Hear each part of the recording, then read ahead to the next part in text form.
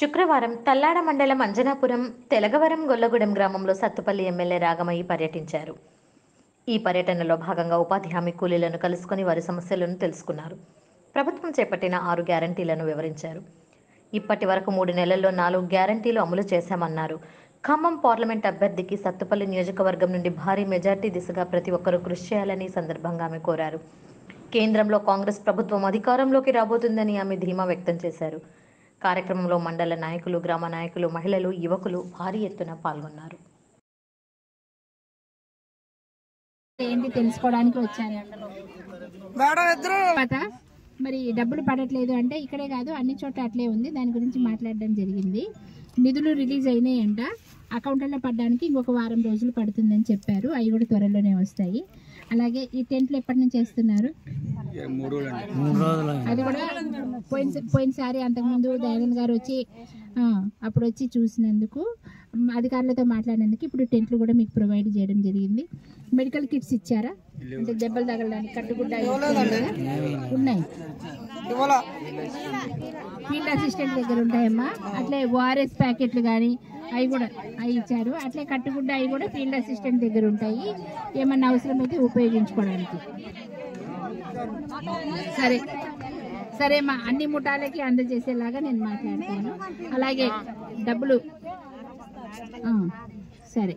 ఇంకా ముఖ్యంగా మీరందరూ నన్ను ఎంతో అభిమానించి గెలిపించి మొట్టమొదటిసారిగా ఒక మహిళని ఎమ్మెల్యే చేశారు సత్తుపల్లి నుంచి. అందుకని మీ అందరికీ కూడా పేరున కృతజ్ఞతలు.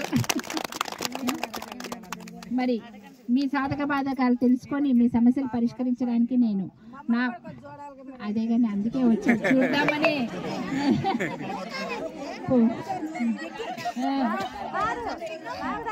అదే మీరు ఏ విధంగా కష్టపడుతున్నారు, మీకు ఏ విధంగా న్యాయం చేయాలి అనే దాన్ని.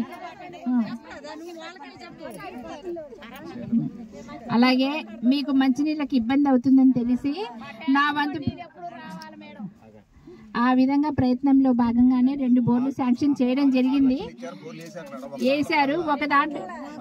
ఒకటి ఫెయిల్ అయింది, ఇంకొకటి ప్రాసెస్లో ఉంది. అట్లాగే మిషన్ భగీరథ వాళ్ళతో కూడా నేను ఎప్పటికప్పుడు మాట్లాడుతున్నా, వారానికి ఒకసారి.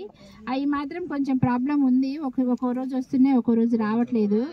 అది తర్వాత మరి దీనికి కూడా నేను ఖచ్చితంగా శాశ్వత పరిష్కారం ఏదైనా ఆలోచించి ఖచ్చితంగా చేస్తాం. దీనికి కూడా చేద్దాం. అందుకే 2 బోర్లు ఇచ్చాను. అలాగే మీ అందరికీ తెలుసు, మీరందరూ ఆశీర్వదించి కాంగ్రెస్ ప్రభుత్వాన్ని అధికారంలో తీసుకొచ్చారు. అందుకని ఇచ్చిన గ్యారెంటీలో భాగంగా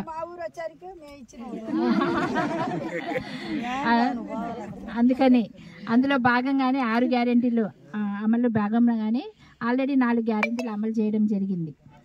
అలాగే ఇందిరమ్మ ఇల్లు పథకం కూడా మరి శాంక్షన్ చేశారు. కానీ మరి ఎన్నికల కోడ్ వచ్చినందువల్ల జూన్ దాకా మనకేం చేయడం కుదరదు కనుక అది ఒకటి ఆపడం జరిగింది. అలాగే మీకు ఇస్తామన్న 2500 అకౌంట్లో పడతాయి అన్నారు. అడగనక్కర్లా, నాకు గుర్తే. అవి కూడా ఎన్నికల కోడ్ వల్ల చేయడం కుదరక ఈ 3 నెలలు ఆపాల్సి వస్తుంది. ఎన్నికల కోడ్ అయిన తర్వాత ఖచ్చితంగా అవుతాయి. అలాగే మీకు చెప్పినట్లు రేషన్ కార్డ్స్ కానీ, తర్వాత వికలాంగులకి పెన్షన్ పెంచుతామన్నాము, వృద్ధాప్య పెన్షన్ కూడా పెంచుతామన్నాము. అవన్నీ కూడా ఒకదాని తర్వాత ఒకటి మీరు కొంచెం ఓపిక పట్టాలి. ఎందుకంటే చేపిస్తున్నాం కదా, ఖచ్చితంగా అందరికీ వస్తే ముందు రేషన్ కార్డు వస్తే అన్ని పథకాలు కూడా సక్రమంగా అమలు అవుతాయి. ఇల్లు పథకం కానీ మరి మనకి 2500 కానీ ఇవన్నీ పెండింగ్లో ఉన్నాయి. అవన్నీ కూడా ఎలక్షన్ కోడ్ అవ్వగానే అమలు అవుతాయి. అలాగే మనం గత 10 సంవత్సరాల నుంచి చూసాం, ఒక్కరికి కూడా గవర్నమెంట్ జాబ్ రాలే, అవునా కదా? మరి రేవంత్ రెడ్డి గారు మరి 3 నెలల్లోనే 30,000 మందికి ఉద్యోగాలు ఇచ్చారు. అలాగే ఇంకొక 50,000 ఉద్యోగాలు కూడా ఎన్నికలు కూడా అవ్వగానే వస్తున్నాయి. మరి ఇవన్నీ అమలు చేస్తున్నందుకు మరి మనం వారందరికీ కృతజ్ఞతలు చెప్పాలా వద్దా? ఎలా చెప్పాలి? చప్పట్లు కొట్టాలి గట్టిగా. అదేవిధంగా మరి మన ఉపాధి హామీ పథకం అంటేనే ప్రవేశపెట్టింది ఎవరు? కాంగ్రెస్ గవర్నమెంట్ 2005 సంవత్సరంలో ప్రవేశపెట్టారు. ఎందుకంటే బయట పనులకు వెళ్ళలేని వాళ్ళకి గవర్నమెంట్ తరపున పనులు కల్పించి మినిమం అన్న వాళ్ళ ఉపాధి కోసమని మినిమం కూలీ అన్న ఇవ్వాలి అన్న ఉద్దేశంతో పెట్టారు. కాకపోతే అది ఇప్పుడు 10 సంవత్సరాల నుంచి సరిగా అమలు అవ్వట్ల.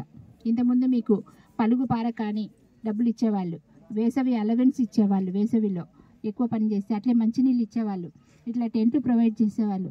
ఇవన్నీ కూడా ఆగిపోయినాయి. ఎందుకని మీరు ఎప్పుడైనా ఆలోచించారా? ఆలోచించాలి. ఇప్పుడు ఆలోచించండి. ఎందుకంటే కేంద్రంలో కాంగ్రెస్ ప్రభుత్వం లేదు, బీజేపీ ప్రభుత్వం వచ్చింది. మోడీ వచ్చారు. ఆయన ఏం చేశారు? చిన్న చూపు చూశారు, డబ్బులన్నీ కట్ చేశారు. మనకి ఎంతో డబ్బులు రావాల్సింది 300 కట్ చేసేసి చాలామందికి జాబ్ కార్డ్స్ తీసేయడము, చేసిన వాళ్ళకు కూడా సరిగ్గా డబ్బులు ఇవ్వకపోవడము, ఈ అలవెన్స్లన్నీ కట్ చేయడం, ఇవన్నీ చేశారు.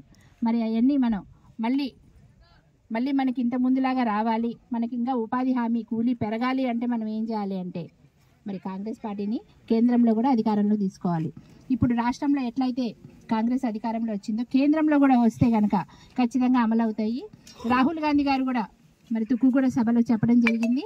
మరి ప్రతిరోజు కూడా మీకు కూలీ ఇప్పుడు 200 నుంచి 300 లోపే పడుతుంది, 400 వచ్చేలా చేస్తానన్నారు ప్రతిరోజు మినిమం.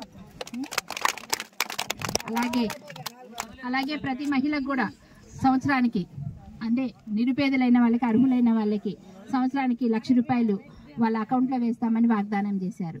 మరి ఇవన్నీ కావాలంటే ఏం చేయాలి? ప్రతి మహిళ లక్షాధికారి అవుతారు. అప్పుడు ఒకరి మీద డిపెండ్ అయ్యే, ఆధారపడే అవసరం లేకుండా ఇవన్నీ చేయాలంటే మనం రాహుల్ గాంధీ గారిని ఖచ్చితంగా ప్రధానమంత్రిని చేసుకోవాలంటే ఇక్కడ నుంచి ఎంపీని గెలిపించుకోవాలి. మన తరపున పోరాడడానికి ఢిల్లీలో ఎంపీ గారు ఉంటారు, ఆయన నిధులు కూడా శాంక్షన్ చేస్తారు. దానివల్ల మీరు ఇప్పుడు అడిగారు కదా, చాలా సమస్యలు, మన ఊర్లు బాగుపడాలి, డెవలప్ చేసుకోవాలంటే ఎంపీ నిధులు కూడా కావాలి. కనుక మీరందరూ దయచేసి గుర్తుంచుకొని ఎంపీని హస్తం గుర్తు మీద ఓటేసి గెలిపించుకుంటే థ్యాంక్ యూ వెరీ మచ్. అలాగే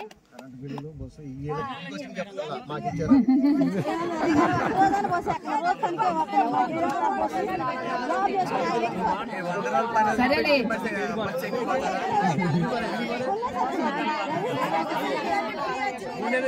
సరేమ్మా మీకు